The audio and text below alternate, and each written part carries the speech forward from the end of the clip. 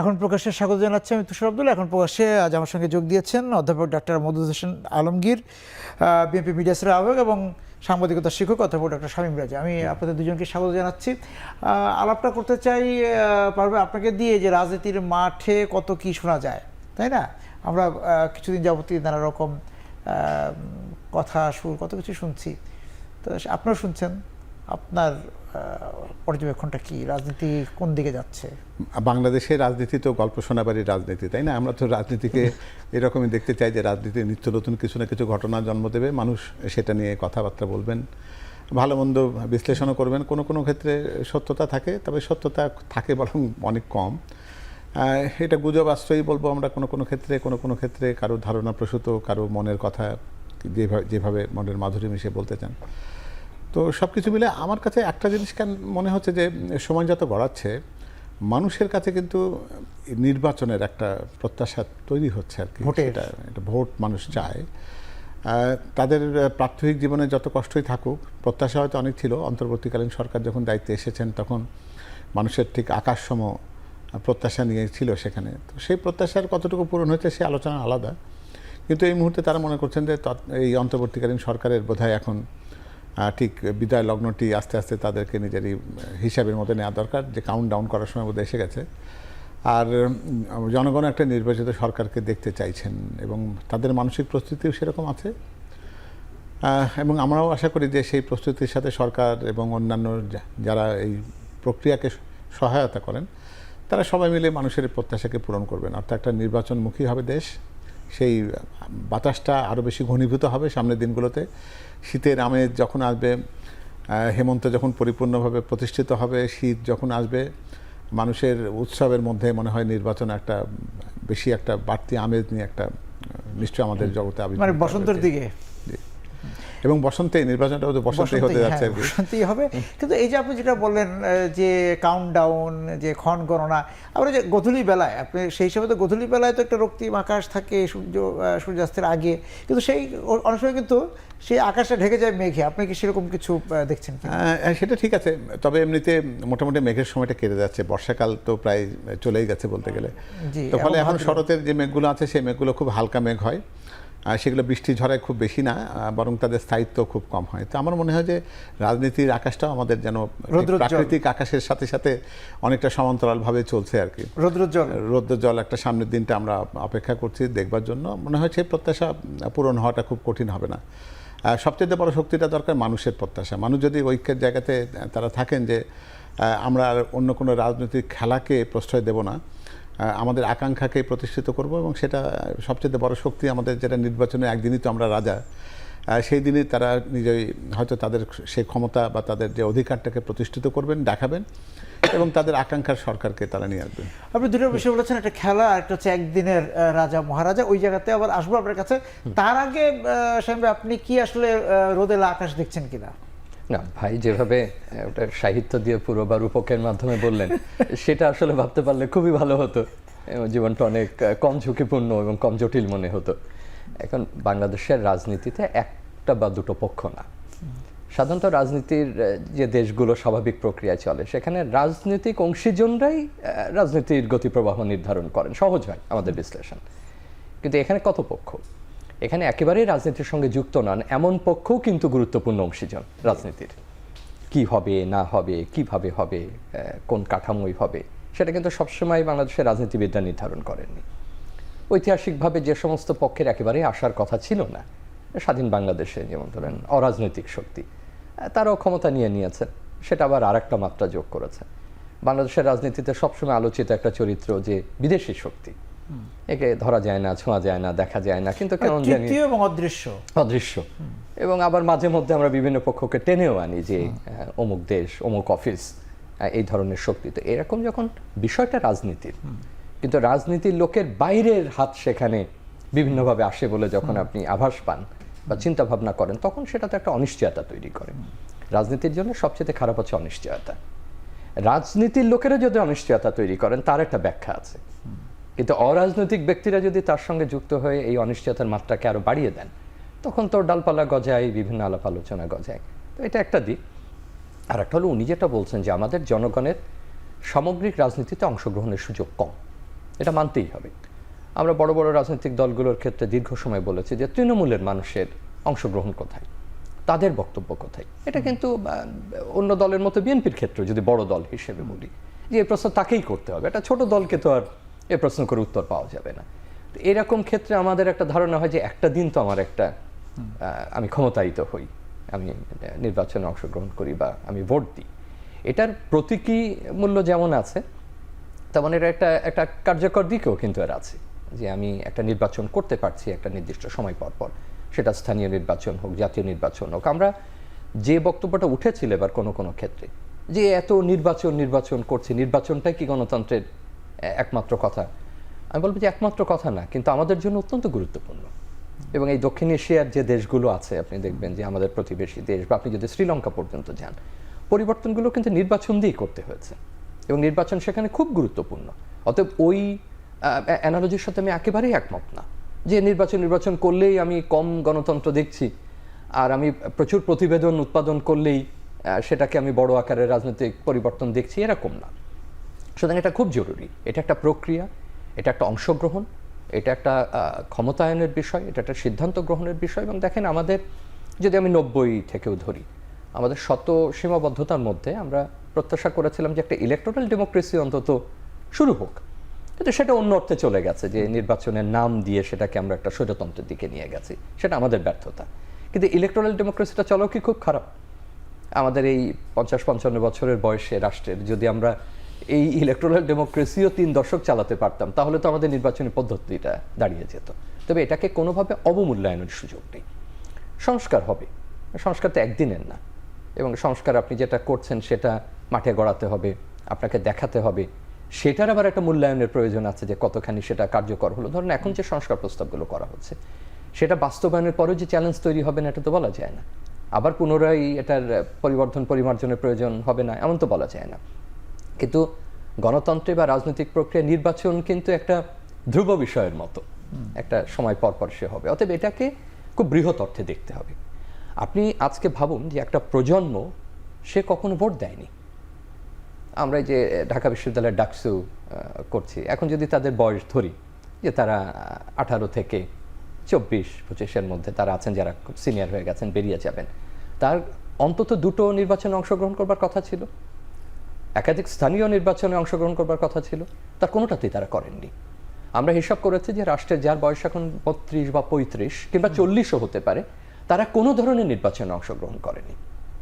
আপনি এখন বলুন, আপনি যত তত্ত্বের কথা বলেন, যত পরিবর্তনের কথা বলেন, যত দাবির কথা বলেন, আপনি একটা প্রজন্ম বা একটা জনগোষ্ঠী যার বয়স 30 থেকে 40-এর মধ্যে, সে জানে না আমরা যখন কথা বলছি যে একটা ব্যালট পেপার কেমন, নির্বাচন কেন্দ্রের পরিবেশটা কেমন, কিভাবে ভোট দিতে হয়, এবং এটা যে একটা প্রক্রিয়া যে আমি যাব তারপরে অংশগ্রহণ করব, এটা যে কেউ শুনলে মনে হবে যে এটা কখার পাঠ দিচ্ছেন, তা কিন্তু না। সে জানেই না, সেই প্রক্রিয়া তার মস্তিষ্কে নাই, সে কোনোদিন এটা প্রত্যক্ষ করেনি বা এটার অংশ না। আপনি কিভাবে তাদেরকে দিয়ে রাষ্ট্রের পরিবর্তন আশা করেন? ব্যালটের মানে সঙ্গে তার পরিচয় নাই, এবং তাকে দিয়ে আপনি রাষ্ট্রের রাজনৈতিক পরিবর্তন আশা করছেন। সুতরাং এটাকে খুব ইতিবাচকভাবে দেখতে হবে, এটাকে খুব গুরুত্ব দিয়ে দেখতে হবে, এটাকে আবার প্রক্রিয়ার অংশ করতে হবে, যে একটা নির্দিষ্ট সময় পর পর পরিবর্তন হবে, এবং সেই পরিবর্তনটা গণতান্ত্রিকভাবে হবে, জনগণের মতের ভিত্তিতে হবে। নির্বাচনী প্রক্রিয়া হয়তো ভবিষ্যতে পাল্টাতে পারে, নির্বাচনী আসনের বিন্যাস পাল্টাতে পারে, এগুলো নিয়ে হয়তো আপনার আমার আরো পরিণত বয়সে আমরা হয়তো আরো অনেক পরিবর্তন দেখবো, সারা পৃথিবীতেই পরীক্ষা নিরীক্ষার মধ্যে দিয়ে যায়। কিন্তু মৌল বিষয়টাকে জনগণ ভোট দেওয়ার সুযোগ, ভোট দেওয়ার। এবং ভাইয়ের কথার সঙ্গে আমিও একমত যে অনিশ্চয়তা তৈরি যে হচ্ছে না তা না, অনিশ্চয়তারও একটা ভিত্তি থাকে, না হলে কেন কথা উঠবে। আপনিও তো বলতে পারেন যে সামাজিক মাধ্যমের কারণে হচ্ছে কিনা, আমাদের অতি আগ্রহের কারণে হচ্ছে কিনা, আর আমরা একটা জাতি হিসেবেও একটা কল্পনা বিলাসী একটু অমূলক চিন্তা করে ওটাকে বড় আকার নিতে চাই, কিন্তু বাস্তবতা আছে কিনা সেটা অনুসন্ধান করা। যে কথাটা বললেন যে একটা প্রজন্ম ভোট কেন্দ্রের সঙ্গে তার পরিচয় নেয়, ব্যালট পেপার, অমোচনীয় কালি, এই জায়গাগুলোর সঙ্গে আমাদের সন্তানদের বা এখন যারা এই যে শিক্ষার্থী তাদের অনেকের পরিচয়টা প্রজন্ম, সেটা একটা ব্যাপার। আর একটা ব্যাপার আপনি যেটা বলেছিলেন যে এই যে ভোটের দিনে রাজা হওয়া, তারপর এই যে ভোটের একদিনের রাজাকে যে আমরা ভুলে যাই, আগামী রাজনীতিতে বা আমরা যে ভোটের দিকে যাচ্ছি সেখানেও কি তার আমরা একই দৃশ্যপট দেখতে পাবো কিনা? এখানে একটু বিষয় বোধহয় এখন ভাববার আছে। আমরা কিন্তু প্রায় প্রত্যেকটা কথার ভেতরে অনিশ্চয়তার একটা বাতাবরণকে তৈরি করে ফেলি। এটা হয়তো আমাদের বলবো যে বাংলাদেশের রাজনীতি সংস্কৃতিতে বাড়াবাড়ি আছে। আবার যদি এটা আলোচনায় যতটা কম আনা যায় ততটা ভালো। কারণ হলো পৃথিবীর অন্যান্য গণতান্ত্রিক দেশ তো আমাদের চাইতে তারা বলবো যে আকৃতিতে ছোট। প্রায় 18 কোটি মানুষের দেশ পৃথিবীতে কয়টাই বা আছে, তাই না? তো ফলে এই শক্তিতে আমরা কিন্তু পৃথিবীর ছোট দেশ এটা বলবার সুযোগ আমার আছে বলে আমি মনে করি না। ভূভাগের ব্যাপারটি সেটা হয়তো আলাদা হতে পারে। সে কারণেই আমরা ওই যে সবসময় আমরা যখন যে রাজনীতি পরিবর্তন করবার জন্য বা রাজনীতি নিয়ন্ত্রণ করবার জন্য রাজনৈতিক শক্তির আশঙ্কাকে যতটা বেশি আমরা আলোচনায় আনবো, তাহলে মনে হয় যে তাদের গুরুত্বটা বোধহয় অপ্রয়োজনীয়ভাবে বাড়িয়ে দেওয়া হবে। আমার মধ্যে সেই জায়গাতে একটু চিন্তা ভাবনা করার প্রয়োজন আমাদের আছে। কারণ এই দেশের যেখানে 18 কোটি মানুষ একটা ঐক্যবদ্ধ একটা অবস্থান থেকে যদি এটা অন্তত ভাবে, যে কথাটি আমরা বলছিলাম যে এই রাষ্ট্রের মালিকানা তার, এই কথাটিকে মানতে হবে। আর একটা নির্বাচন ব্যবস্থার মধ্যে সুষ্ঠুতা ছিল না বলেই এই অসুস্থতাকে কাজে লেগেছে কিন্তু আমরা বিগত স্বৈরাচার বা বিভিন্ন সময় যারা এটাকে কাজে লেগেছে তারা কিন্তু এই ভোটের অধিকারের জায়গাটাতে কিন্তু সবচেয়ে প্রথম আঘাতটা করেছে। অর্থাৎ ভোট বিমুখতা তৈরি হয়েছে অথবা অপ্রয়োজনীয় করে দেওয়া হয়েছে রাষ্ট্রীয় যন্ত্র ব্যবহার করে। ফলে এই পরিবেশের সাথে আমরা প্রজন্মকে তৈরি করতে পারি না। অথচ আমাদের সংবিধানের প্রতিটি ছত্রে ছত্রে লেখা আছে যে দেশের মালিকানা জনগণের ইচ্ছার প্রতিফলন হয়ে বাংলাদেশ নামক একটি রাষ্ট্র প্রতিষ্ঠা হয়েছে। এইগুলো কথা কিন্তু আমরা অনেক কথাগুলো সেখানে আছে, কিন্তু জনগণকে কিন্তু সেই উপলব্ধিটা আমরা দিইনি। এটা যদি আমরা দিতে পারতাম তাহলে কিন্তু রাজনৈতিক স্বৈরাচার কিন্তু তৈরি হতে পারতো না।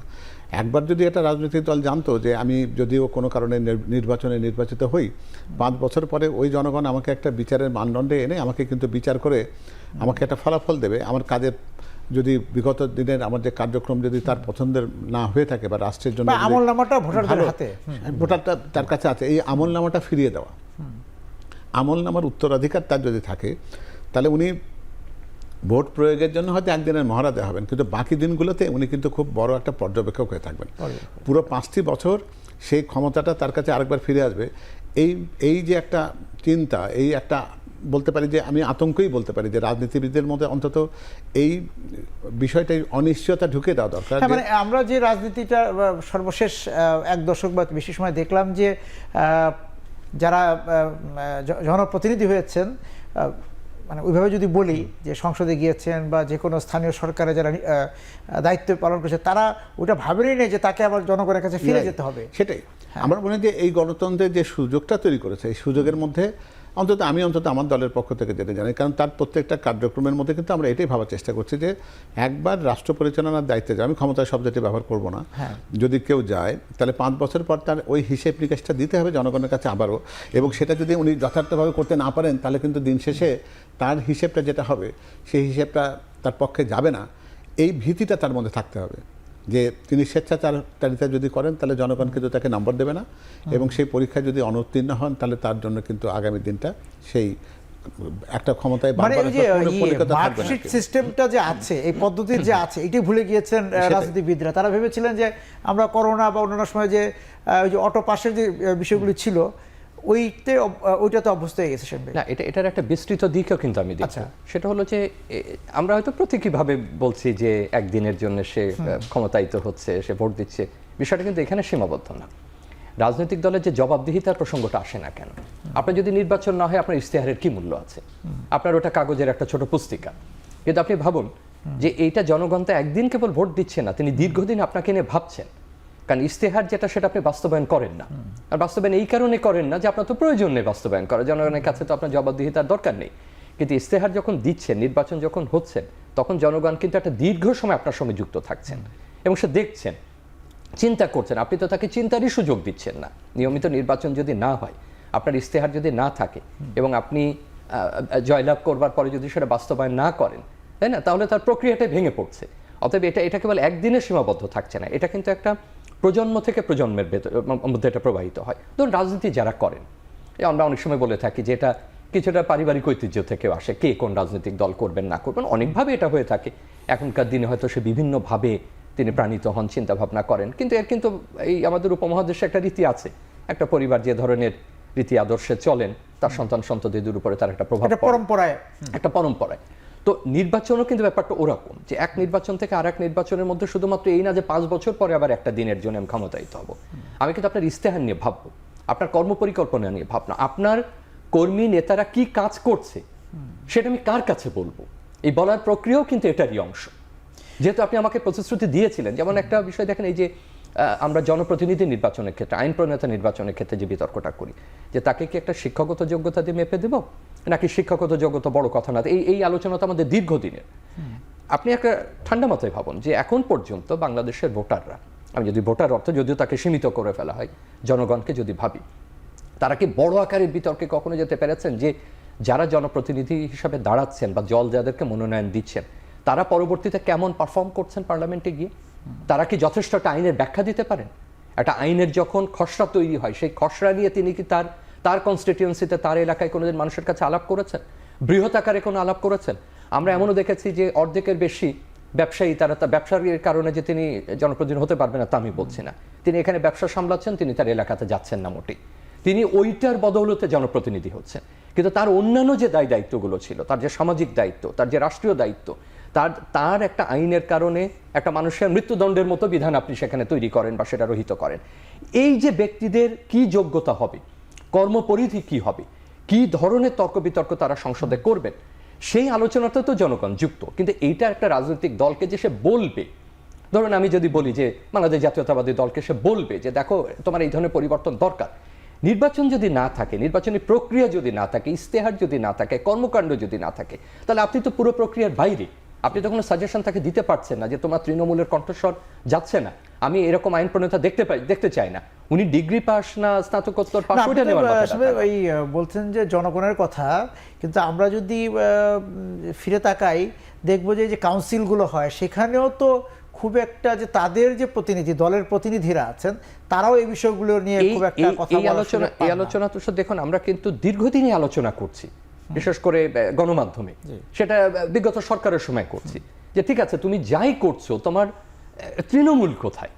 মানে আমরা তৃণমূল বলতে অনেক সময় একেবারে মনে পড়ে যে তৃণসম, তার বোধ আর কোনো কিছু তো সেই অর্থে না, যে ঢাকার বাইরে যারা আছেন, আমি যদি শাব্দিক মানে মাঠের রাজনীতি যারা করেন তাদের মত। আমরা আলোচনায় ফিরবো, এই যে রাজনীতির পথচিত্র নিয়ে আলোচনায় ফিরবো। আমরা বিরতি থেকে আসছি দর্শক, আমরা বিরতি থেকে ফিরে এসে বাকি আলোচনা যাব।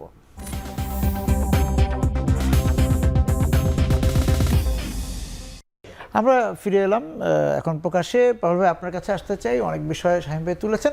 একটা জায়গায় যে ইস্তেহারের কথাটা এসেছে আর তৃণমূল, এই দুটো শব্দের কথা যদি আমরা বলি, এই ধারাবাহিকতা যদি আমরা দেখি যে আমাদের আগের যে সংসদগুলো ছিল সেখানে যারা বক্তৃতা দিয়েছেন তারা আসলে বন্দনা যতটা করেছেন, তারপর আসলে আইন নিয়ে কথা বলার তাদের সুযোগ ছিল না। আর তারা আসলে যে আইনটি পাস হচ্ছে সেই আইন বিষয় ওটা অবহিত কিনা, যে কি আইন পাস হচ্ছে, এটা কার ক্ষেত্রে বা কাদের ক্ষেত্রে প্রয়োগ হবে, সেই জায়গা থেকে আমরা যদি 90 থেকে বলেছেন, আমরা 91 থেকে 2001, এখন 2025-26-এর যে ভোট হবে, সেক্ষেত্রে আপনার দল বাংলাদেশ জাতীয়তাবাদী দল আগামী প্রার্থী নির্বাচনে বা মনোনয়নের ক্ষেত্রে এই জায়গাগুলি কতটুকু বিবেচনা রাখবেন? হ্যাঁ, এটা একটা খুবই যৌক্তিক একটা আলোচনা। আমার মনে হয় যে এটা আলোচনা আমরা অনেক আগে করতে পারলে ভালো হতো, কারণ আমরা বলছি আইনসভা বলছি, কিন্তু ওখানে যারা যান তারা আইন প্রণয়নের চাইতে অন্য কাজে বেশি ব্যস্ত আমরা তাদেরকে দেখেছি। হ্যাঁ, তো প্র্যাকটিক্যালি আমরা তো সত্যিকার অর্থে আইনসভাকে ঠিক আইন প্রণয়নের একটা সূতিকাগার হিসাবে কিন্তু কখনো দেখিনি। ওখানে স্থানীয় সমস্যার আলোচনা হয়েছে, ওটা পৃথিবীর সব জায়গাতে হয়। আইনসভা প্রকারান্তরে সে কথাগুলো যে বলেন না একদমই তা না, কিন্তু আইনের বিশ্লেষণ করার যে জায়গাটা আছে সেখানে কিন্তু আইন প্রণেতাকে আমরা সেভাবে দেখিনি। আর একটা কথা শামীম ভাই বলছিলেন যে ইস্তেহার একটা ব্যাপার। ইস্তেহার কিন্তু প্রথাগতভাবে আমরা কি দেখি যে একটা নির্বাচন যখন ঘনিয়ে আসে তার কয়েকদিন আগে একটা দল একটা সাংবাদিক সম্মেলন করেন এবং তিনি একটা পুস্তিকা বিতরণ করেন। জনগণ তার ভেতরটা ঢোকে কিনা বা উপলব্ধি কতটুকু করতে পারে সেটা হয়তো একটা বিরাট বড় প্রশ্ন। আপনি যেহেতু বিএনপিকে নিয়ে প্রশ্নটা করেছেন, আমরা কিন্তু গত অগাস্টের এই অভ্যুত্থান সফলতার অনেক আগে থেকেই আমরা কিন্তু একটা স্থায়ী একটা ইস্তেহারের কাছে আছি। 31 দফা যেটা রাষ্ট্র মেরামতের যে কর্মসূচি, সেখানে কিন্তু আমরা প্রত্যেকেই স্বীকার করব যে গত 17টি বছরে আমাদের রাষ্ট্রীয় প্রতিষ্ঠানগুলো সবগুলোই প্রায় ধ্বংসের মুখোমুখি হয়েছে। সেগুলো যেমন মেরামতের একটা প্রয়োজন আছে, সেটা হচ্ছে একটা রাষ্ট্রকে টেকাবার জন্য সেটা অত্যাবশ্যক, সেটা দরকার। সেটার একটা অংশ সাংবিধানিক থাকে, সেখানে আইন প্রণয়নের কথা থাকে, আমাদের জাতীয়তাবাদের পরিচয়ের কথা থাকে, আমাদের পার্লামেন্ট কিভাবে গঠিত হবে সেটা নিয়ে কথা থাকে, দুর্নীতি নিয়ে কথা থাকে, অর্থনীতি নিয়ে কথা থাকে। কিন্তু এর বাইরে দিয়ে আরেকটা অংশ থাকে, সেটা হচ্ছে যে বেনোভেলেন্ট অংশটুকু, জনকল্যাণের জন্য কি করব। সেখানে স্বাস্থ্যের কথা থাকতে পারে, শিক্ষার কথা আছে, পরিবেশের কথা আছে, নারীর ক্ষমতায়নের কথা আছে, কর্মসংস্থানের কথা রয়েছে, জ্বালানির কথা রয়েছে, আগামী দিনের গৃহায়ন কি করে হবে, গণমাধ্যম নিয়ে দেখেছি, এগুলো 31 অনেকগুলো আছে। গণমাধ্যম নিয়ে আছে, 11তম এগুলো একটা সেকশন আছে, আপনি নিজে জানেন সে বিষয়টা। আমরা কিন্তু যেটা করেছি, যেটা তৃণমূলের কথাটি উঠছিল, এই পুরো আলোচনাটা কিন্তু আমরা তৃণমূলে নিয়ে গেছি। আমরা পুরো দিনটাকে ব্যবহার করি। এটা প্রথম অংশে আমরা এই 31 দফাটা কি সেটা সবাইকে বোঝাবার চেষ্টা করি, জানিয়ে দিই, এবং সেখানে ইন্টারঅ্যাক্টিভ সেশনে তারা প্রশ্ন করেন যে এটি কেন নয়। যেমন অনেকে প্রশ্ন করেছেন আপনার ক্রীড়া নিয়ে কোনো স্পেসিফিক কোনো একটা পয়েন্ট আপনারা কেন দেননি। অনেকে বলেছে যে আপনার পর্যটন শিল্পকে আপনারা তো ওখানে অ্যাড্রেস করেননি। ফলে এখানে শেষের কথাটা ছিল এটা যে 31 দফা কোনো একটা চূড়ান্ত দলিল নয়, এটিকে পরিমার্জন করবার সুযোগ রয়েছে। ফলে সেটা আমরা রিসিভ করি, এবং সবচেয়ে মজার যে জিনিসটা, সবচেয়ে গুরুত্বপূর্ণ এবং সবচেয়ে আকর্ষণীয় যে জায়গাটা, শেষের 1.5 ঘন্টার সময়টা কিন্তু দলের সর্বোচ্চ ব্যক্তি যিনি ভারপ্রাপ্ত চেয়ারম্যান, তিনি কিন্তু এই সাধারণ তৃণমূলের যারা নেতাকর্মী আছেন তাদের প্রশ্নের মুখোমুখি হন। তাকে কিন্তু প্রশ্ন করা হয়, আগামীতে আপনি যদি রাষ্ট্র পরিচালনার দায়িত্ব পান তাহলে আপনি এটা করবেন কিনা, নারীর প্রতিনিধিত্ব নিশ্চিত আপনি করবেন কিনা, পরিবেশের জন্য আপনার ভাবনাটা কি, আমার এই এলাকাতে এই শিল্পাঞ্চলের এই সমস্যাটা তৈরি হয়েছে, আপনি কি এটা নিয়ে আপনি ভাবছেন, আপনার চিন্তাটা কি। অর্থাৎ প্রত্যেকটা জায়গাতে অংশগ্রহণটা খুব গুরুত্বপূর্ণ। যে কথা শামীম ভাই বলছেন যে ইশতেহারের ভেতরে জন আকাঙ্ক্ষার প্রতিফলনটা হওয়া, এবং মানুষ যেন পুরো 5টা বছর সেইটিকে পর্যালোচনা করার সুযোগ পায় যে এই কথাগুলো এই একটা রাজনৈতিক দল দিয়েছিল, 5 বছরে সেটির মূল্যায়ন বাস্তবায়ন কতটুকু করেছে। এবং আপনার দল থেকে আমি শামীমের কাছে আসার আগে আপনাকে এই প্রশ্নটা করতে চাই যে আপনার দল থেকে সেটা পর্যবেক্ষণ করার মানে ব্যবস্থা থাকবে কিনা, যে আমি যে 31 দফা বা যদি আরও যুক্ত হয়, তারপর এই যে আমাদের যে সংস্কারের যে দফাগুলো আছে যেগুলোর সাথে বিএনপি একমত হয়েছে, ঐক্যমতে পৌঁছেছে, সেই জায়গাগুলো আসলে পরিচালনা করতে যে কতটুকু রক্ষা করা হচ্ছে, সক্রিয়তা আছে, সেগুলি কিভাবে এটা আপনারা একটা দেখবেন? গুরুত্বপূর্ণ জায়গা। আপনি যদি লক্ষ্য করেন যে এই ঐক্যমত্য কমিশনে বিএনপি কিন্তু হোমওয়ার্ক করে দিত আর কি, রীতিমতো পড়াশোনা করার হতো, আমাদের ছোট ওয়ার্কিং গ্রুপ কাজ করতো, তারা প্রত্যেকটা প্রস্তাবনার যে অংশটুকু আছে সেগুলোর ক্ষেত্রে চুলচেরা বিশ্লেষণগুলো করতো, আগামীর কথা ভাবতো। দল যদি রাষ্ট্র পরিচালনার দায়িত্বে থাকে, তথাকথিত ক্ষমতায়, সেখানে বিরোধী দলে থাকলেও সেটি কেমন হবে, অর্থাৎ প্রত্যেকের জন্য যেন একটা সবার কাছে উইন উইন একটা জায়গা থাকে, এই পার্সপেক্টিভ থেকে কিন্তু বিবেচনাটা করা হয়েছে। একই সাথে এটা আগামী 50 বছরের জন্য কার্যকর আছে কিনা, সংস্কারের কথা যেটা হচ্ছিল, যে সংস্কার একটা চলমান প্রক্রিয়ার মধ্যে সত্যিকার অর্থে চলমান কিনা, এবং আগামী পৃথিবীটা কিন্তু অনেকটা যান্ত্রিক, এই অর্থে বলবো যে ডিজিটাল হবে, আমরা প্রযুক্তির কাছে যাব, এবং মূল্যায়নের ক্ষেত্রেও কিন্তু প্রযুক্তির হিসাবটা রাখতে হবে। ফলে আমরা কিন্তু কর্মী মূল্যায়নের ক্ষেত্রে যে কথাটা আপনি বলছেন, বা নেতৃত্ব তৈরি করার ক্ষেত্রে তার যে ব্যক্তিগত ফাইলটি যেটি হবে, সেখানে কিন্তু তার কর্মকাণ্ডকে কিন্তু উনি লিপিবদ্ধ যেমন করবেন, আমরাও কিন্তু দেখব যে তিনি অনৈতিকতার সাথে জড়িয়ে গেছেন কিনা, দলের নীতির সাথে আছেন কিনা, ওই ম্যানিফেস্টো বা ইশতেহার যেটা আছে সেটি প্রয়োগ বা বাস্তবায়নের ক্ষেত্রে তার ভূমিকা কতটুকু ছিল। শুধুমাত্র মিছিল মিটিং এই একটা যোগ্যতা দিয়ে আমরা কিন্তু নেতৃত্বের বিকাশ আগামী দিনে করব, এই ধারণা। মাঠের স্লোগান দিয়ে কেউ সামনে যেতে পারবে না, তাকে ওই জায়গাতে আসতে হবে। আমি একটু শামীমের কাছে আসি, যে যেটা পাভেল ভাই এই বরাবরই আমার সঙ্গে আলোচনায় বিভিন্ন সময় বলে থাকেন, আজকেও বললেন যে এই বিএনপির এবার একটা যে নীতিগত তফাতে ওরা যেতে চান, যে ওরা বলছেন না যে আগামী ভোটে যদি জনগণ ওনাদেরকে দায়িত্ব দেন, ওরা ক্ষমতা না, বলছেন যে আমরা রাষ্ট্র পরিচালনা করব, হ্যাঁ ক্ষমতা না। এই যে ক্ষমতা গ্রহণ এবং রাষ্ট্র পরিচালনা, এই যে একটা শব্দগত যে একটা পরিবর্তন আসলো, সেইটা রাজনৈতিক সংস্কৃতিতে কোনো পরিবর্তন আনবে কিনা, এবং সেটা আসলে কতটা মানে বাস্তবায়নযোগ্য হবে? এটা যদি বিএনপি, আমি ওই শব্দটা বলি, যদি মিন করে, তাহলে এটা অনেক বড় অভিঘাত তৈরি করে এবং করবে। কারণ আপনার এই কথাটা কিন্তু আমরা বললেই বলবো এগুলো সুশীল সমাজের আলোচনা, যে রাষ্ট্র পরিচালনা ক্ষমতা না, কিন্তু আসলে রাষ্ট্র পরিচালনা। আমরা এর আগের অংশে যা আলোচনা করলাম সেটা কিন্তু ক্ষমতা দেওয়ার জন্য না, আপনাকে রাষ্ট্র পরিচালনার দায়িত্ব দিচ্ছে। এখন ক্ষমতার বিষয়টা আমাদের এত বেশি পুঞ্জীভূত হয়েছে যে ওটা থেকে আমরা বের হতে পারি না। আমি আগের আলোচনার একটু প্রসঙ্গে বলি, আমি দুটো জিনিস প্রশংসা করব বিএনপির দল হিসাবে সাম্প্রতিক। তার একটা হলো যে তার কর্মসূচিগুলো নিয়ে বিভিন্ন জায়গায় যে আলোচনা বা এক ধরনের সংলাপের আয়োজন করা, বিএনপির জন্য অত্যন্ত ভালো হবে এই পলিটিক্যাল স্কুলিংটা চালু রাখা, এটা খুব জরুরি। দ্বিতীয় হলো যে আমরা পূর্ববর্তী যে সরকারগুলো ছিল বা বড় রাজনৈতিক দলগুলো ছিল, তাদের থেকে যে শিক্ষাটা পেয়েছি, যে সে মাথা ভারী দলে পরিণত হয়েছে। যার রাজনীতি করবার কথা না, সেও মনে করেছে রাজনীতি একটা সুবিধা প্রাপ্তির সবচেয়ে ভালো জায়গা, সে রাজনীতি বা বিনিয়োগের জায়গা, বা এটা বিনিয়োগের জায়গা। সেটা এত প্রকট আকার ধারণ করেছে যে আপনি খেয়াল করেন যে রাষ্ট্রের পুঁজির যে সংগ্রহের যে পদ্ধতি বা বিতরণের পদ্ধতি, সেই কোরকে আঘাত এনে ফেলেছে। এবং অদ্ভুত একটা তন্ত্র, শুধু অলিগার্ক বলে চলবে না, এগুলো তো পশ্চিম থেকে আনা শব্দ। একটা অদ্ভুত একটা তন্ত্র আমরা তৈরি করেছি, যেটা পরিবারতন্ত্রেরও বাইরের একটা বড় কিছু, অলিগার্কেরও বাইরের একটা বিস্তৃত কোনো কিছু, অনেকগুলো স্তর বিশিষ্ট। এইটা সবচেয়ে ভালো হবে বিএনপির যদি যে সমালোচনাটা বিএনপির ক্ষেত্রে অন্য বড় দলগুলো করতেন, যে বিএনপি এক ধরনের প্ল্যাটফর্ম, যে কোনো দলই শুরুতে প্ল্যাটফর্ম হিসাবে শুরু হয়, কারণ অনেক জায়গা থেকে সেখানে মানুষ আসে। স্বাধীনতার ভারতের দেশভাগের আগে যদি বলেন তো কংগ্রেস মুসলিম লীগও তো তাই, উচ্চবিত্ত থেকে আসছে, এলিট থেকে আসছে, পেশাজীবীদের থেকে আসছে। একসময় সেটা একটা অর্গানিক রূপে নিতে পেরেছে। কংগ্রেস টিকতে পেরেছে, মুসলিম লীগ টিকতে পারেনি। বিএনপি টিকেছে এবং যথেষ্ট ভালোভাবে টিকেছে। এবং বিএনপির এটা কাকতালীয় অদ্ভুত যে দেখেন যতবার সে ক্ষমতার বাইরে গেছে, আমি ক্ষমতার শব্দটাই ওই অর্থে বলছি আর কি, আবারও আমি আমার শব্দ রাষ্ট্র পরিচালনা, যেমন ধরেন এরশাদ সরকার ক্ষমতা নেওয়ার আগে সে নির্বাচিত সরকার ছিল বিএনপির, সেখান থেকে তাকে মানে অন্য একটা ভূমিকা আসতে হয়েছে দীর্ঘ আন্দোলনের। আবার দেখুন 90-এর পরে তাকে একাধিক ভূমিকা যেতে হচ্ছে। আবার 1/11-র আগে একরকম সে ক্ষমতায় দায়িত্ব ছিল রাষ্ট্র পরিচালনা, আবার তাকে অন্য ভূমিকা আসতে হচ্ছে। এখন এই পরিবর্তনের মধ্যে সবচেয়ে বড় ভূমিকা তাকে রাখতে হচ্ছে, সে কিভাবে সংবিধান নিয়ে, সংস্কার নিয়ে। সুতরাং বিএনপির ক্ষেত্রে দুটো ঘটনা ঘটেছে। একটা হলো বারবার তাকে একটা ট্রানজিশনের মধ্যে পড়তে হয়েছে, পলিটিক্যাল ট্রানজিশনে। আবার একই সঙ্গে পলিটিক্যাল ট্রানজিশনগুলো তাকে কিছু সুবিধাও দিয়েছে, যেমন 90-এর পরে দিয়েছে বা 70 দশকের মধ্যভাগে তাকে দিয়েছে। এবং এখানে একটা জিনিস যোগ করে সাহেব, ওইটা একটা যদি আপনি বলেন যে এই যে ট্রানজেকশনের কথা বললেন, এর মধ্যে তাকে নানা মিত্রর সঙ্গে মেলামেশা করতে হয়েছে, শত্রু মিত্র বহু কিছু।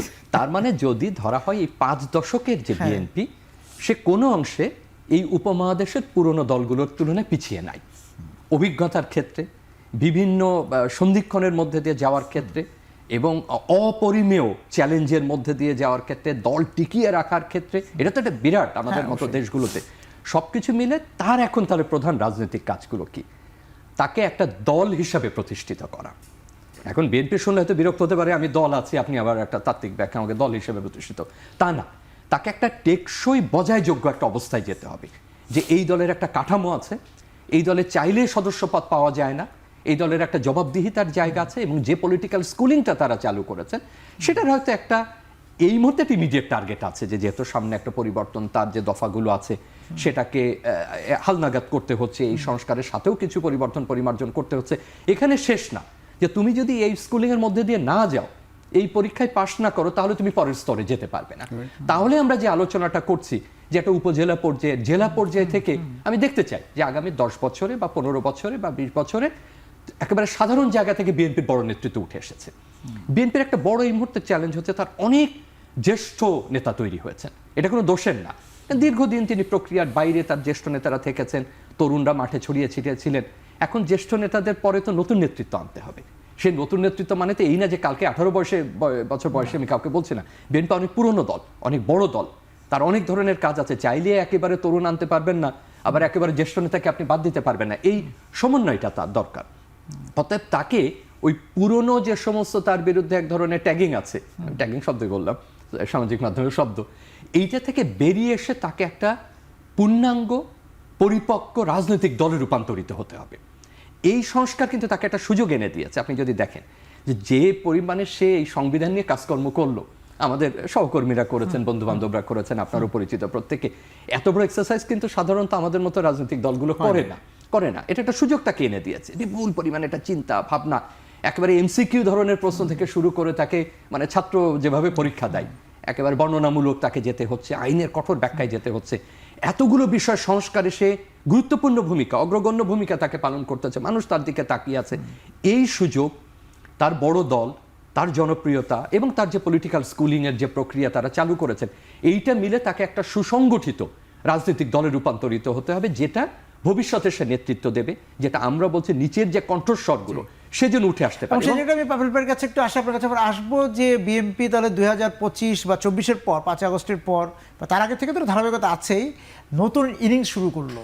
সেইখানে ক্রিজে থাকা, যেটা বললো যে এই দায়িত্বশীলভাবে থাকা, ক্রিজে ধরে রাখা, সেই জায়গাতেই আপনারা সেভাবে দেখছেন কিনা যে হ্যাঁ আমাদের রাজনীতিতে যেটা দল হিসাবে প্রতিষ্ঠিত থাকা, সেইখানে আপনার স্কুলিংয়ের কথাও বললো যে এটা একটা ধারাবাহিকতা থাকতে হবে। হ্যাঁ, এটা আসলে একটা গুরুত্বপূর্ণ বিষয় এবং আমাদের জন্য চ্যালেঞ্জও বটে। দেখবেন আমাদের রাজনীতিতে যদি সুস্থতা থাকতো তাহলে কিন্তু আমরা রাজনীতিতে নতুন রক্ত সঞ্চালন করতে পারতাম অনেক বেশি। কারণ রাজনীতিগত 17 বছর কিন্তু খুবই ভয়াবহ জায়গা ছিল, ভয়ঙ্কর জিনিস ছিল। অর্থাৎ একজন মানুষ সুস্থ চিন্তা করলে তিনি রাজনীতি করার জায়গায় যেতে পারতেন, কারণ রাজনীতির সাথে ছিল আদর্শিক এবং সাহসিকতার দুটো জিনিসেরই কিন্তু প্রয়োজনীয়তা অপরিহার্যভাবে আমরা কিন্তু গত 17টি বছর দেখেছি। অর্থাৎ রাজনীতি করলে জেল হবে, রাজনীতি করলে মামলা মোকদ্দমায় পড়তে হবে, পরিবার বিচ্যুত হতে হবে, নিশ্চিহ্ন হয়ে যাওয়ারও আতঙ্ক রয়েছে, গুম হয়ে যেতে পারে, নিশ্চিহ্ন হয়ে যাবেন, পরিবার থেকে বিচ্ছিন্ন হয়ে যাবেন। এইরকম একটা প্রেক্ষাপটে বিএনপির সাথে যারা ছিল, যারা একেবারে মাটি কামড়ে ছিল, একজনের দল ছেড়ে যায়নি এবং এই যে ঐক্য ধরে রাখার যে চ্যালেঞ্জটি ছিল সেটাতে কিন্তু বিএনপি প্রাথমিক পরীক্ষায় কিন্তু উত্তীর্ণ হয়েছে। একই সাথে তিনটি নির্বাচন আমরা হারিয়েছি, নির্বাচনের সুযোগ। স্থানীয় প্রশাসনগুলোরও তেমন নির্বাচন হয়েছে এটাও বলা যাবে না। ফলে সংসদেই অন্তত বলতে পারি আমরা যে 300 জন সংসদ সদস্যকে নতুন দেখবার সুযোগটা কিন্তু আমরা প্রতি বছর পাতে 3বার যদি হিসাব করে প্রায় 1000-এর মতো হয়। এইরকম নতুন জনপ্রতিনিধি তৈরি করতে পারতাম। অর্থাৎ গ্রুমিংয়ের একটা সুযোগ যেটা ছিল সেটা একেবারে কিন্তু এই জায়গায় অ্যাকুমুলেটেড হয়েছে। অর্থাৎ গত 17টি বছরের প্রত্যাশা কিন্তু এক জায়গায় সামিল হয়েছে। ফলে আমাদের জন্য কিন্তু আগামী নেতৃত্ব নির্বাচনের জন্য যেমন জটিলতাও আছে তেমন সুযোগও আছে।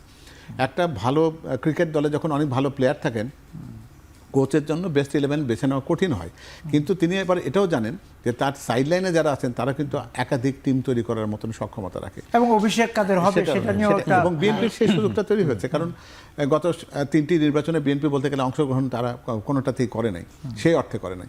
তো ফলে তারুণ্য আছে, এর সাথে প্রবীণ আছে, নবীন প্রবীণের একটা বিরাট বড় একটা সম্মেলনের সুযোগ এখানে যেমন হচ্ছে, আবার চ্যালেঞ্জও রয়েছে। কারণ আমার তো 300-র বেশি সংখ্যা তো আমি এখান থেকে বের করতে পারবো না, তো আমাকে 300 জনকে বাঁচতে হবে।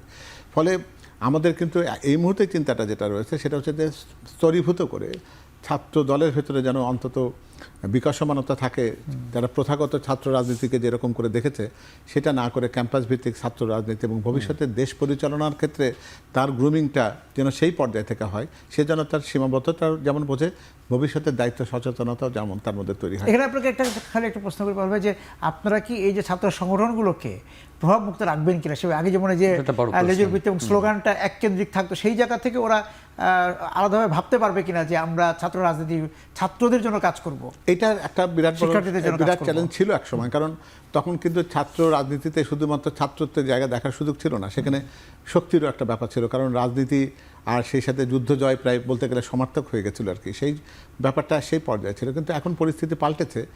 তো ফলে আপনি ডাকসু নির্বাচন বা ডাকসু নির্বাচনের ক্ষেত্রেও বা রাকসুর ক্ষেত্রে হয়তো দেখবেন আপনারা যে আমরা ওই মনোনয়নের ক্ষেত্রে সেখানে কিন্তু যে বিবেচনাগুলো এসেছে সেটার ভেতর থেকে কিন্তু আগামী দিনের নেতৃত্ব তৈরি করবার চিন্তাটা কিন্তু সুপ্তভাবে রেখেই কিন্তু সেটা করা হয়েছে। বিশেষায়িত জ্ঞান সম্পন্ন। আমরা বিরতিতে যাব, ফিরে এসে পারুল ভাই আপনাকে শুরু করে শামীম ভাইয়ের কাছে আসবো ওই জায়গা থেকে যে এই যে ভোটের দিকে যাচ্ছি, রাজনীতি মানে ভোটের পরে রাষ্ট্রের দায়িত্ব নেওয়ার পরেও কিন্তু যারা মিত্র থাকে তারাও কিন্তু একটা প্রভাব রাখে, যেইটা আবার এই যে রাজনৈতিক যে দলটি রাষ্ট্র পরিচালনা করবে তাকে সেটা হজম করতে তারও কিছু রং লাগে তার শরীরে। সেই জায়গা থেকে আপনারা আগামী রাজনীতিতে কিভাবে সেই রংটাকে রক্ষা মানে রঙের ছিটা থেকে নিজেদেরকে রক্ষা করবেন, সেই জায়গা থেকে আসবো। দর্শক যাচ্ছি এখন প্রকাশের বিরতিতে, ফিরে এসে আবার রাজনীতি আলোচনা। ফিরে এলাম এখন প্রকাশে। পাল ভাই, শামীম ভাই, আপনারা দুজনেই জানেন যে রাজনৈতিক দলগুলো বিশেষ করে 91 পর হোক বা আগে পরে যখনই হোক, এই যে নির্বাচনে যখন তারা ক্ষমতায় বা রাষ্ট্র পরিচালনায় যায় বা জোট তৈরি করে, তার কিছুটা দায়ভার বড় দলগুলোর নিতে হয়, নানা রকম সমালোচনার মুখে পড়তে হয়, কিছু যে রঙই বললেন, হলুদ রং বললেন আর কালো রং বলে নিতে হয়। সেই জায়গা থেকে এবার ভোটে আপনারা কীভাবে যাবেন এবং যাওয়ার পর যদি জনগণ আপনাদেরকে রায় দেয় সেই জায়গাটা কিভাবে সমন্বয় করবেন? একটা বিষয় আমাদের বোধহয় সবার বোঝার দরকার আছে, সেটা হচ্ছে দেশ হিসাবে কিন্তু আমাদের সময় নষ্ট হয়েছে অনেক। রাষ্ট্র গঠনের জন্য যে পর্যাপ্ত সময় আমরা পেয়েছিলাম বলতে গেলে হয়তো 50টি বছর, তার পুরোটা সময় যে খুব বেশি কাজে লাগাতে আমরা পেরেছি এ কথা বলতে বলা যাবে না। তো ফলে বিএনপি কিন্তু তার যেটিকে আমরা এক প্রকার ইস্তেহারি বলতে পারি, 31 দফা কিন্তু আমাদের নির্বাচনের ইস্তেহারি বলা যায়। তার ভূমিকাতে কিন্তু বলা হয়েছে যে নির্বাচনের ফলাফল যাই হোক না কেন বিএনপি বিশ্বাস করে একটা জাতীয় সরকার ছাড়া এই মুহূর্তে আমাদের সামনে চলার পথটা কিন্তু অতটা সহজ হবে না। তো ফলে যেহেতু পথটা কুসুমাস্তীর্ণ নয়, তো ফলে এই জায়গাতে কিন্তু আমরা এই সতর্কতাটা আগে থেকে অনুভব করেছি যে যদি বিরোধী দল হিসাবে যদি আমরা এমন একটা পক্ষকে বাইরে রেখে দিই যারা এই যে সমস্ত অত্যাবশ্যকীয় যে কাজগুলো করবার বাধ্যবাধকতা রয়েছে সেটার প্রতিবন্ধকতা হয়, তার চাইতে কেন নয় যে সবাই মিলে একটা জাতীয় সরকারের ধারণায় যাওয়া, যারা স্বৈরাচার বিরোধী অবস্থান যাদের ছিল, যারা প্রত্যেকে গণতন্ত্রের পক্ষে যুদ্ধ করবে বলে কথা দিয়েই তো মাঠে এসেছিল। তো ফলে তারা অন্তত কিছুদিনের জন্য একটা জাতীয় সরকারের কাঠামোতে থেকে যদি দেশটাকে সামনের দিনে যদি এগিয়ে নেওয়া যায়, তাহলে কিন্তু রঙের ছিটে লাগার আশঙ্কাটা অনেকটা কমে যায়। কারণ আমাদের প্রত্যেকের লক্ষ্য যদি এটাই হয় যে দেশটাকে আমরা গড়তে চাই, কারণ এই দেশের তারুণ্যর জন্য কিন্তু অনেক কষ্টগত 17টি বছর সহ্য করতে হয়েছে তাদেরকে। তারা তাদের অধিকার বঞ্চিত হয়েছে, তাদের চাকরির জায়গা সংকুচিত হয়েছে, দেশের অর্থনীতি ধ্বংস হয়েছে, মূল্যবোধকে পরিপূর্ণভাবে নিষ্পেষিত করা হয়েছে, দুর্নীতিকে তারা দেখেছে যে একটা সহজাত মনে হচ্ছে যে সামাজিক একটা কালচারের একটা অংশে পরিণত করার একটা চেষ্টা হয়েছিল, এর মধ্যে কেউ অপরাধ দেখতো না। সেই কালচারের বাইরে এসে যে মানবিক বাংলাদেশ তৈরি করবার যে প্রয়োজন আছে, দেশের মানুষের কাছে দেশের মানুষের অধিকারটা ফেরত দেওয়ার যে দায়িত্বটি রয়েছে, সেটি অত্যন্ত গুরুত্বপূর্ণ জায়গা এবং সেখানে রং খেলাখেলি যতটা কম হয় ততটাই ভালো। আমাদের প্রত্যেকের যদি আমরা আমাদের পরিচ্ছদকে যদি কেতাদুরস্ত পরিচ্ছন্ন বিশুদ্ধ শুভ্র রাখতে পারি, তাহলেই বোধহয় সেই জায়গাতে যাওয়া সম্ভব হবে। প্রতি মুহূর্তে যদি আমরা এটাকে যদি কর্দমাক্ত করবার চেষ্টা যদি প্রতিপক্ষের পক্ষ থেকে থাকে, তাহলে আগামী দিনে বা শেষ পোশাকে কাদা লাগানোর দরকার নেই। এবং এই যে সবাই যেটা জাতীয় সরকারের ব্যবসাটা পাভেল ভাই বললেন, আপনার কাছে মনে হয় যে জাতীয় সরকারে ওই যে যারা বিরোধী দলে যদি যারা থাকবেন, যদি আমরা ধরে নিই যে পাভেল ভাইরা ভোটে জনগণের এক ধরনের রায় পাবেন যেটাতে তারা জাতীয় সরকার গঠনের আহ্বান জানাতে পারেন, সেই ক্ষেত্রে যারা বিরোধী দল বা এই যে একটু কম ভোট পেয়ে পিছিয়ে থাকবেন বা সংখ্যা আনুপাতিক হিসাবেরও কথা আছে, সব কিছু মিলে এটা কতটা সম্ভাবনা দেখছেন জাতীয় সরকারের? তারা বলে যে পাভেল ভাইয়ের যে অসাধারণ সুন্দর ভাষা, এইভাবে যদি রাজনীতিবিদরা অন্তত প্রতিনিয়ত প্রয়োগ করতেন আমরা একটু শান্তি পেতাম। আমি খুবই আবারও প্রশংসা না করেই পারছি না। দেখেন, জাতীয় সরকার তো কোথাও লিখিত নাই, এর এমন না সংবিধানেও লিখিত আছে বা কোনো কাঠামো আছে। এটা একটা ঐক্যমতের বিষয় এবং একটা পরিস্থিতির একটা দাবিতে আমরা এটা চিন্তা করি। সুতরাং এটার এরকম বিধিবদ্ধ কোনো ফর্মুলা নেই যে এরকম হলেই তাকে জাতীয় সরকার বলে। বিএনপির উপরে চাপটা বেশি আসছে এই কারণে, কারণ সেই অগ্রগণ্য একটা দল। অতএব আপনি খেয়াল করেন সংস্কারের ক্ষেত্রেও আমরা যা গালাগাল করা তাকে করি, আবার সাফল্য চাইলেও আমরা মনে করি যে তোমার উপরে দায়িত্ব বেশি। এখন জাতীয় সরকারের এই ধারণাটা তার দিক থেকে আরো স্পষ্ট করতে হবে যে সে কিভাবে চায়। আমি আগেই বলেছি এরকম কোনো ধারণা তো আর লিপিবদ্ধ কোথাও নেই, এটা আমাদেরকে প্রস্তুত করতে হবে। আর এমনি যদি আমরা সংসদীয় এই পদ্ধতি রাখি বা যদি আমাদের সেটাই অভিপ্রায় হয়, সেখানে অনেক পক্ষ তো থাকবে, সেখানে মিত্র থাকবে, তাদেরকে নিয়ে জোট তৈরি করতে হবে। সেটাও এক ধরনের জাতীয় সরকারের একটা প্রতিফলন বলা চলে, যে আমি অনেক ছোট ছোট দলকেও সেখানে জায়গা দিচ্ছি যার হয়তো অত বড় কাঠামো নাই।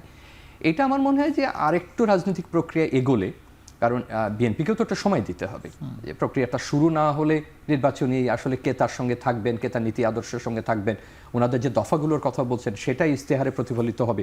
সেটা চাইলে বিএনপি ছেড়ে আসতে পারবে না, তার সঙ্গে বাকিরা একমত হবেন কিনা।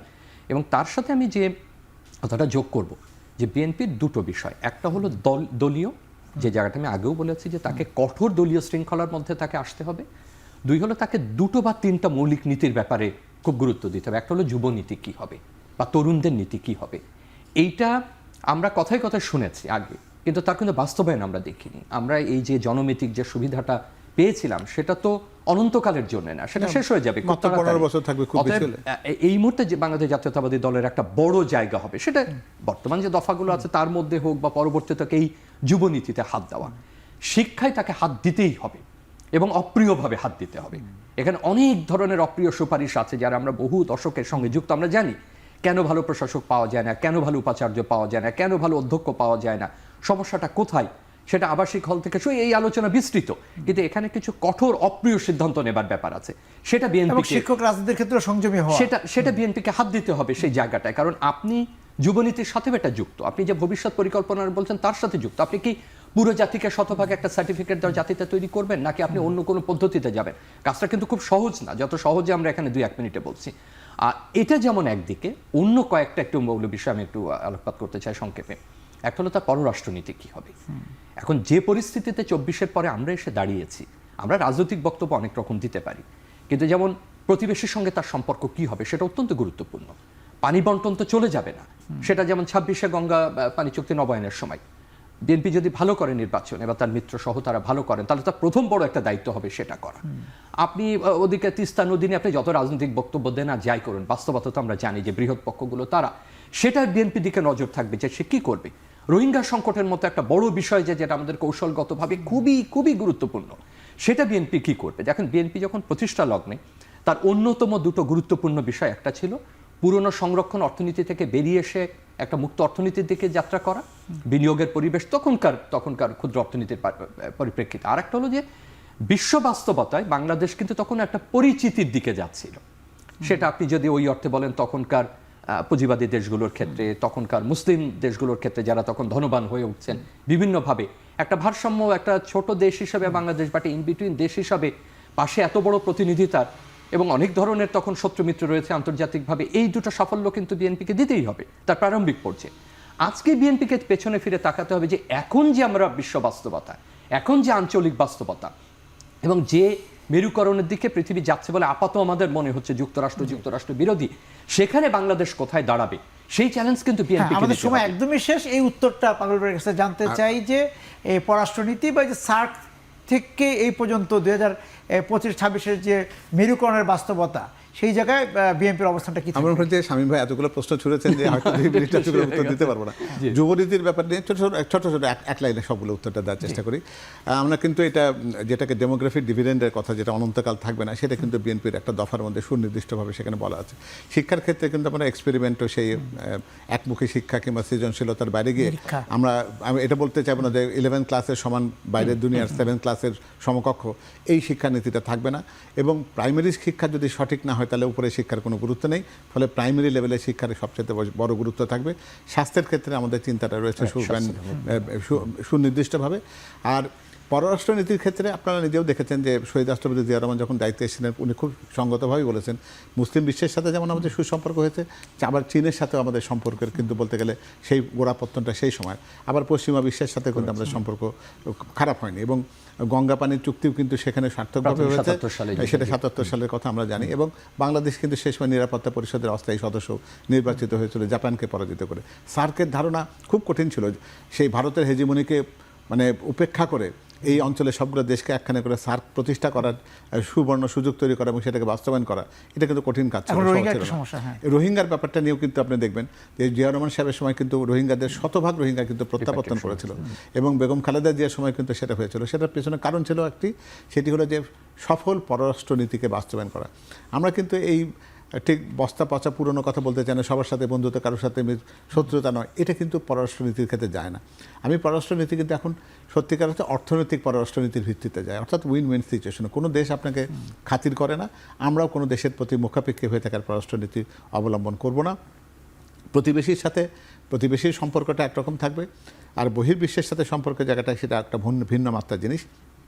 তবে দিন শেষে বাংলাদেশের স্বার্থ বিঘ্নিত হয়, এই জায়গাতে যদি আমরা শক্ত থাকতে পারি যে আমরা এই জায়গাতে কোনো রকম ছাড় দেবো না, তাহলে পররাষ্ট্রনীতি প্রণয়ন করা মোটেও কোনো। আপনাদের দুজনকে ধন্যবাদ আজকে আমাদের সঙ্গে এই আলোচনা যোগ দেওয়ার জন্য। দর্শক যারা ছিলেন আজকে এই আলোচনার সঙ্গে আপনাদেরকে ধন্যবাদ জানিয়ে শেষ করছি আজকের এখন প্রকাশ।